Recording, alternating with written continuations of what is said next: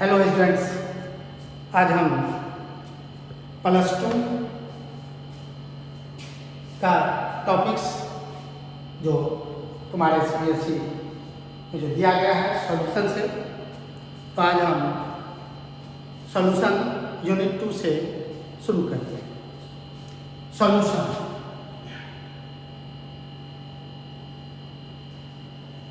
पढ़े भी होंगे, +1 में हमने पढ़ाया था। +1 में हमने पढ़ाया था टॉपिक्स, तुम पढ़े भी होंगे। तो उसमें पढ़े होंगे कि हमारे पास जो है कोई भी जो हमारा सब्सटेंस है, या तो प्योर सब्सटेंस होगा या इम्प्योर सब्सटेंस। इम्प्योर सब्सटेंस निश्चित रूप से कहीं ना कहीं उसमें मिलावट हुआ। एक सब्सटेंस में अगर हम दूसरे सब्सटेंस को मिला दिया जाए तो वो निश्चित रूप से इम्प्योर हो जाएगा, जिसे हम मिक्सर के नाम से जानते हैं। और मिक्सर जो है ये पहले भी पढ़े होंगे, या तो होमोजेनियस होता है और दूसरा हेट्रोजेनियस होता है। ये होमोजेनियस और हेट्रोजेनियस बड़ा ही इजियर टर्म है, समझना भी आसान है। अब जैसे सपोज करो कि एक सब्सटेंस को अगर दूसरे सब्सटेंस में डिजॉल्व कराते हैं तो वो कंप्लीटली डिजॉल्व कर जाए। अगर उसमें एक सब्सटेंस दूसरे सब्सटेंस में कंप्लीटली डिजॉल्व कर जाए, कंप्लीटली डिजॉल्व, तो ये हो जाएगा हमारा होमोजेनियस, कंप्लीटली डिजॉल्व। लेकिन अगर कंप्लीटली डिजॉल्व नहीं किया, पार्शली डिजॉल्व हुआ, तो पार्शली डिजॉल्व यदि होता है तो पार्शली डिजॉल्व का मतलब है कि अब हमें ये देखना होगा कि हम किस ढंग से इसको ये पहचान पाएंगे कि ये कंप्लीटली डिजॉल्व हो रहा है कि ये पार्शली डिजॉल्व हो रहा है। तो इसको आसानी से पहचाना जा सकता है। ये जो है ये कंप्लीट ट्रांसपेरेंट होगा। ये जब देखोगे कि ये तुम्हारा कंप्लीट ट्रांसपेरेंट है, जबकि ये ट्रांसपेरेंट नहीं होगा, ये नॉट ट्रांसपेरेंट, ओपेक यानी नॉट ट्रांसपेरेंट। अब कहोगे इस ढंग से कि हम ये कैसे देखेंगे कि ये कंप्लीट ट्रांसपेरेंट। जैसे सपोज करो कि हमने शरबत बनाया, पानी में चीनी डाल दिया, शरबत बन गया, शरबत का शुगर जूस हम कह सकते हैं। तो ये जो हमारा शरबत जो बना, शुगर जूस, ये कंप्लीटली डिजॉल्व। इसमें अगर तुम कोई भी छोटा सा कंकर का टुकड़ा भी डाल दोगे तो तुम्हें दिख जाएगा। इसका मतलब क्या है कि ये जो है हमारा शुगर जूस, ये होमोजेनियस मिक्स है। जबकि तुम मिल्क ले लो, ब्लड ले लो, उसमें अगर वही छोटा सा कंकर या पत्थर का टुकड़ा डाल दो तुम्हें नहीं दिखेगा। इसका मतलब यही हुआ, ये कंप्लीटली डिजॉल्व यानी कंप्लीटली डिजॉल्व नहीं है, ट्रांसपेरेंट नहीं हुआ। तो इसे हम कहेंगे सॉल्यूशन, और इसे हम कहेंगे कोलाइड्स। निश्चित रूप से आप एक बात तो समझ में आ गया, सॉल्यूशन में क्या होगा, एक सब्सटेंस को दूसरे सब्सटेंस में हम कंप्लीटली डिजॉल्व कराएं तो सॉल्यूशन होगा। जैसे एक तुम्हारे पास एक एग्जांपल, ये हम सॉल्यूशन की बात करें तो इसमें हम देखेंगे क्या कि जरा गौर के देखो, तुमने चीनी लिया, इसे हमने पानी में डाला तो शरबत यानी कि शुगर जूस तैयार हुआ। यह ये कंप्लीटली ये सॉल्यूशन है। तो इसमें हम क्या करेंगे कि ये इसका हम सॉल्यूट कहेंगे तो इसे हम सॉल्वेंट के नाम से जानते हैं। अब इसे सॉल्यूशन कहेंगे। अगर आप तुमसे कोई पूछे कि भाई डिफाइन सॉल्यूशन, ये तय हो गया, सॉल्यूशन को डिफाइन करना आसान हो गया। सॉल्यूशन क्या हुआ? सॉल्यूशन लिखिएगा homogeneous mixture of solute and solvent. निश्चित रूप से इसमें ऐसा कोई बात नहीं है जो समझने में परेशानी हो। ये इस क्लियर है कि सॉल्यूशन जो है वो हमारा homogeneous mixture of solute and solvent, यानी it means solution is the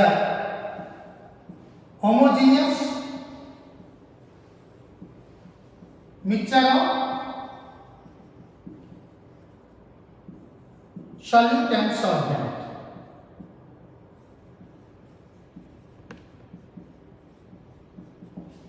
सभी बच्चों को समझ में आ गया होगा। उम्मीद रखते हैं कि आपको कोई परेशानी नहीं इसमें। अब जरा एक ध्यान से देख लो कि अगर हम यहां पर सॉल्यूट ले लें और एक तरफ हम सॉल्वेंट लेते हैं, अब हमें यह देखना होगा कि सॉल्यूशन, इस दोनों को मिलने से जो हमारा सॉल्यूशन हुआ, इसका मतलब क्या होगा? ये सॉलिड भी हो सकता है, लिक्विड भी हो सकता है और गैस भी हो सकता है। उसी ढंग से ये जो हमारा है ये सॉलिड हो सकता है, ये लिक्विड हो सकता है, ये गैस हो सकता है। अब जरा गौर से इसमें देख लो ध्यान से। हम चाहें तो सॉलिड को सॉलिड में भी डिसॉल्व करा सकते हैं, सॉलिड को हम लिक्विड में भी डिसॉल्व करा सकते हैं और सॉलिड को हम गैस में भी डिसॉल्व करा सकते हैं। केवल सॉलिड ही नहीं, हम चाहें तो लिक्विड को भी सॉलिड में, लिक्विड को लिक्विड में और लिक्विड को गैस में डिसॉल्व करा सकते हैं। Similarly gas in solid, gas in liquid, gas in gas, हर को गौर करके देखो, तीनों में डिसॉल्व कर सकता है। इस तरह से जो तुम्हारे पास टाइप ऑफ सॉल्यूशन हुआ, वो तुम्हारे पास जो टाइप ऑफ सॉल्यूशन हुआ वो 9 हुआ, जिसे हम बारी बारी से एक्सप्लेन करेंगे। एक चीज, अब हमें ये एक चीज का और ध्यान रखना होगा कि अगर हम चीनी, अभी हमने शरबत बनाया था, चीनी लिया था, पानी लिया था और शरबत तो शुगर सिरप, शुगर जूस, ये अब इसको गौर करके देखो, ये हमारा सॉलिड फॉर्म में है और ये लिक्विड फॉर्म में, और ये भी हमारा लिक्विड फॉर्म में। क्या समझे इससे? उम्मीद रखो कि या उम्मीद हम रखते हैं कि तुम इसको अगर देख लिए तो समझ गए होंगे कि जो सॉल्वेंट का मीडियम है वही मीडियम सॉल्यूशन का होगा, यानी medium of solution same as medium of solvent. It means medium जो है of solution same as medium of solvent. अगर ऐसा स्थिति है तो हम करेंगे क्या? अब जरा गौर करके देख लो कि अगर हमने सॉल्वेंट लिया और यहां पर सॉल्यूशन है, तो यहां पर ध्यान से देखो कि अगर हम यहां इसका मीडियम सॉलिड लेंगे तो इसे हम सॉलिड सॉल्यूशन के नाम से जानेंगे। अगर हम यहां पर लिक्विड लेते हैं तो तो ये लिक्विड सॉल्यूशन के नाम से जाना जाएगा। और अगर हम गैस लेते हैं तो गैसियस सॉल्यूशन या गैस सॉल्यूशन के नाम से जाना जाएगा। जो हमारा ये जो 9 टाइप का सॉल्यूशन हमने लिखा है कि हमारा 9 टाइप का सॉल्यूशन है, उसको बहुत अच्छे ढंग से क्लियर करने के लिए कुछ पॉइंट्स हमें तुम्हें बताना पड़ेगा। अब जैसे पॉइंट्स में हमें क्या जरूरी है, अगर सपोज को या तुम पहले से भी जानते होंगे कि जितना भी मेटल्स है, सभी मेटल्स जनरली ऑल मेटल्स जो है वो सॉलिड है, लेकिन वहीं पर एक्सेप्शन है। और एक्सेप्शन है तो एक्सेप्शन में जो मरकरी है हमारा, ये मरकरी Hg ये लिक्विड है। इससे हमें एक बात जानना हो कि अगर ऐसा है तो यहां हमने देखा है, तभी हम बताया कि solid in solid, solid in liquid. इस ढंग से हम गौर करके देखो कि हमें ये जरूरत पड़ने के लिए हमें क्या करना पड़ेगा। इससे ये बात समझ में आया, मरकरी है, मरकरी अगर किसी भी मेटल्स में डिजॉल्व करा दिया जाए, किसी भी मेटल्स में, it means mercury can dissolve, it means mercury can dissolve in any metals, किसी भी मेटल्स में हम डिजॉल्व कर सकते हैं और उसे हम एमलगम के नाम से जानते हैं, कॉल्ड एमलगम। अब एज फॉर एग्जाम्पल सपोज करो, सपोज हमने मरकरी लिया डिजॉल्विंग सोडियम मेटल। अब जरा गौर से देखिए, ये तो तुम देख रहे हो कि लिक्विड है और ये सॉलिड है।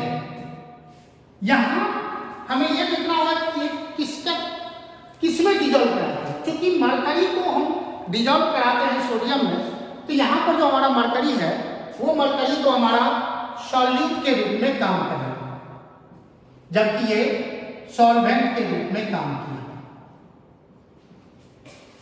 और इसे नाम क्या दिया जाएगा, तो मरकरी कॉल्ड सोडियम एमलगम, इसे हम सोडियम एमलगम कहेंगे। ये इससे ये समझ में आना चाहिए कि मरकरी को जिस किसी भी मेटल्स में हम डिजॉल्व कराएं, उस मेटल के नाम से एमलगम कहेंगे। जैसे सिमिलरली अगर हम क्या करेंगे, मरकरी इन जिंक, तो ये क्या हो जाएगा, कॉल्ड जिंक एमलगम। इसे हम जिंक एमलगम के नाम से, तो ये क्लियर हो गया कि मरकरी मेटल्स रहते हुए भी दूसरे मेटल्स में डिजॉल्व कर गया तो वो हमारा एमलगम के नाम से जाना जाता है। ऐसा नहीं होता, यहाँ लिक्विड तुम अगर सॉलिड को सॉलिड में डिजॉल्व कराते वो एल्वाइड के रूप में आता है, जो कि हम जब टाइप ऑफ सॉल्यूशन में पूरा एक्सप्लेन करेंगे तो हम बताएंगे। अभी बता रहे हैं कि हम कभी कभी परेशान, हमने देखा है कि बच्चों को कुछ परेशानी हो जाता है, उसको क्लियर करने के लिए हमने ये बताया। जैसे दूसरा परेशानी यहाँ होता है, उस परेशानी को भी पहले दूर कर ले। अब हम लेके देखते हैं कि कभी कभी जो हमने, जैसे सपोज करो कि तुम गर्मियों के महीना में देखते हो कि हम मटका यूज करते हैं, तो मटका में क्या होता है कि मटका हमारा जो मिट्टी का बना होता है वो जनरली पोरस होता है और उसमें एयर पार्टिकल उसमें डिजॉल्व रहता है। जस्ट लाइक हम यहाँ भी क्या करेंगे कि हाइड्रोजन गैस, अगर गैस डिजॉल्विंग पैलेडियम, अब जरा गौर के देख लो, डिजॉल्विंग पैलेडियम, ये Pb, अब ये तो तुम्हारा गैस है और डिजॉल्व करेगा तो इस प्रोसेस को हम कहेंगे एब्जॉर्प्शन, जो तुम पढ़े भी होंगे जूनियर क्लास में। तो हमने यहां ये देखा कि हाइड्रोजन तो हमारा गैस है, जबकि डिजॉल्व किया पैलेडियम, ये सॉलिड है। हाइड्रोजन इन पैलेडियम, इसका मतलब ये हुआ कि ये हमारा सॉल्यूट और पैलेडियम यहां पर सॉल्वेंट का काम किया। अगर इस तरह का कंडीशन होता है, जो एब्जॉर्प्शन का कंडीशन होता है, उस कंडीशन में हमने एक दूसरा ये भी समझ में आ गया कि अगर हम किसी भी गैस को सॉलिड में डिजॉल्व कराएं, अब जरा ये देखो, है तो सॉलिड सॉल्यूशन जिसमें सॉल्यूट जो है हाइड्रोजन गैस। इस तरह के क्वेश्चन पूछे भी जाते हैं कि name the solid solution in which solute is gas. तो हम समझते हैं कि तुमको क्लियर समझ में आ गया होगा कि इसका जो एग्जाम्पल होगा hydrogen gas absorb by palladium, यानी एब्जॉर्प्शन जो होगा वो हमारा जो गैस इन सॉलिड। कभी कभी कुछ टर्म्स क्या होता है तो गौर के देखो। अभी हमने सपोज करो कि सॉलिड लिया और सॉलिड को हम लिक्विड में डिजॉल्व कराते हैं। सॉलिड को जब लिक्विड में डिजॉल्व कराते हैं तो कुछ जगह पर हमारा टर्म होता है कि अगर या तो नॉट डिजॉल्व या डिजॉल्व, तो इसका जनरल टर्म यूज करते हैं इनसॉल्युबल, और इसका यूज करते हैं सॉल्युबल। लेकिन जब तुम पढ़ोगे इस चैप्टर को तो तुम्हें एक टर्म आएगा मिसिबल और इमिसिबल। यहां समझने के लिए हम करेंगे क्या, हम ये देखेंगे कि कहां पर मिसिबल हो सकता है और कहां पर इमिसिबल होगा। उसके लिए एक टर्म जानना जरूरी है कि लिक्विड इन लिक्विड। सपोज करो कि लिक्विड ए है और लिक्विड बी में डिजॉल्व, तो अब दोनों में ये हो सकता है या तो डिजॉल्व करे या नॉट डिजॉल्व। अगर डिजॉल्व किया तो उसे हम किस टर्म से यूज करेंगे, नॉट डिजॉल्व तो किस टर्म से यूज करेंगे। तो डिजॉल्व में हम यहां पर लिखेंगे ए इज मिसिबल विथ बी, ये लिखेंगे। जबकि यहां पर लिखेंगे ए इज इनमिसिबल विथ बी। ध्यान देने की बात है, यहां पर लिखते हैं इनसॉल्युबल, इन टर्म का यूज करते हैं, सॉल्युबल इन टर्म का यूज करते हैं यहां, जबकि यहां पर मिसिबल और इनमिसिबल टर्म का यूज करते हैं। तो इस ढंग से तुमको जरूरत, अभी जो हम 9 टाइप्स का पढ़ाएंगे उसमें हम ये टर्म यूज करेंगे। उम्मीद रखते हैं कि ये टर्म समझ गए होंगे। इस तरह से जो है इस टॉपिक्स में हम यहाँ तक चर्चा करेंगे और नेक्स्ट टॉपिक्स में हम एक्सप्लेनेशन के साथ type of solution with example की बात करेंगे। और उससे समझने के लिए तुम्हें इसकी जानकारी जरूरी है, इसलिए उम्मीद रखते हैं कि तुम पहले इसे कवर कर लोगे।